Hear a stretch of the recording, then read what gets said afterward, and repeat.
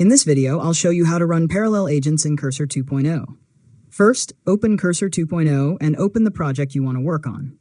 Next, open the agent interface and create a new agent task.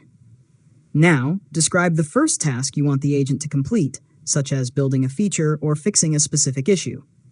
After that, create another agent task for a separate piece of work that can be handled independently. Next, review each task and make sure the agents are working on separate changes so they don't overwrite each other's work. Now, start the agents and let them work in parallel while you continue working on other tasks. After that, monitor each agent's progress and review the changes as they become available. Next, check the code changes and test results from each agent individually.